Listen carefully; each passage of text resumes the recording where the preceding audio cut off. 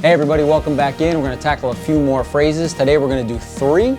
Normally we do 2 in these videos, but these are all related, so I thought we'd hit an extra one just for kicks. So what we do is we're going to go over what a phrase is, talk about where it came from, what it means, and is it okay to use today in this politically correct society. So let's get after it.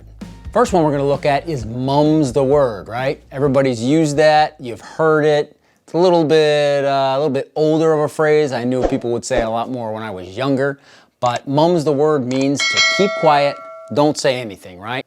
So this is an interesting one because the word mum is, you know how we call our moms mom? Well, the people in England call their moms mum, but it has nothing to do with that. So that's out the window. It also does not have anything to do with mummies or Egypt or anything like that. If you've heard that, gone. Nothing to do with it. The word mum refers to the sound you make with your mouth when you go like this. Mm. So a humming sound, if you want a word for that, it's called a mum. I did not know that. And so the word mum means an inability or an unwillingness to speak. Okay. So this goes way, way, way back to at Christmas time in England, okay, in the Middle Ages. Householders could expect a visit from a motley group of mummers. Aha! Now, if you are from the Philly area or South Jersey or the surrounds, or you just know the tradition in Philly, you know about the mummers and the Mummers Day Parade on New Year's Day. We're kind of getting to where that all came from too with this. This is kind of neat. So they would conceal their identity in bizarre disguises. We know the mummers do that down in Philly. They wear all these crazy costumes. All right, so they were called mummers because they could not say anything. So they dressed in the costumes, they couldn't say anything, was all they could do. They could make that noise, and that was it, okay? So the concealing of identity and not speaking was necessary because mummers used the visit as an opportunity to get away with things that they could not get away with the rest of the year. See, the usual laws and social customs were relaxed in England during the 12 days of Christmas, meaning you can get away with doing shit that you couldn't get away with any other time of the year.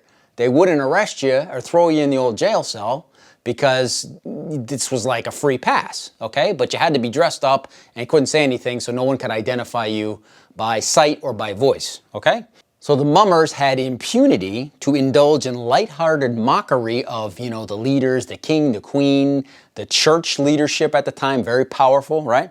They could mock those people and get away with it, and then even play some games and kind of swindle people out of some money, stuff like that. And they would get away with all that during the 12 days of Christmas.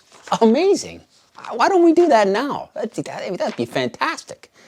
The whole thing was looked on with displeasure by the church and the monarchy. Shocking. So that's where mum's the word comes from. It means don't say anything. It's tied into an ancient, well, I guess not ancient, but an old custom in England during Christmas time where people dressed up silly, weren't allowed to say anything except like that, and got away with a bunch of crap they couldn't get away with the rest of the year. All right, so another one related to silence or not speaking. Cat got your tongue. We've all heard that, right? That's like when somebody is inexplicably not saying something when they should be saying something. So it's like you ask somebody a question and they're like, and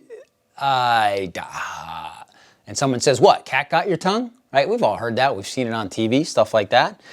This expression, it sounds like it's old, but it's really not that old. The person that did the research on this says they can find no instances of it in print until the mid-19th century in a Wisconsin newspaper. So there's been attempts to link this to ancient Egypt or to the British Royal Navy somehow.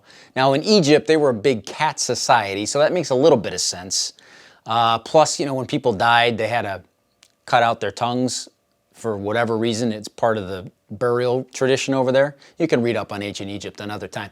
But anyway, so it kind of makes sense if you tie it there, but apparently this is not, there's no connection. This guy that did the research said he has absolutely no proof whatsoever, and that's tied to anything like that, that the earliest examples of this expression in print all come from the United States of America.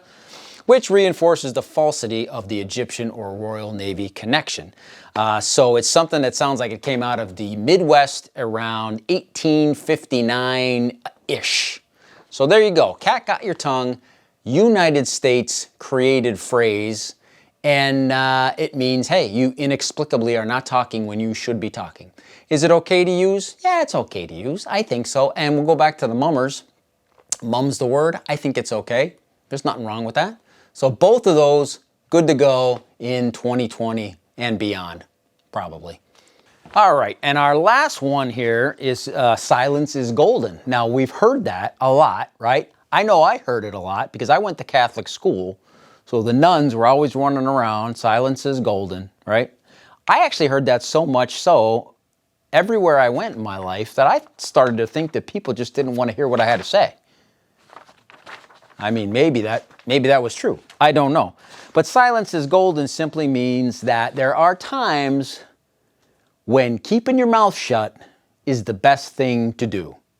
And I cannot tell you how much I agree with that, especially in 2020, with everything going on politically in this country, amongst a whole other bunch of stuff, COVID running rampant, people are about ready to kill each other, cats and dogs living together. I mean, it's nuts. So you know what? I agree with this 100%. Silence is golden. I don't say shit about shit. And you know, it's sad, but it works. So where did it come from? Again, possible reports of ancient Egypt here.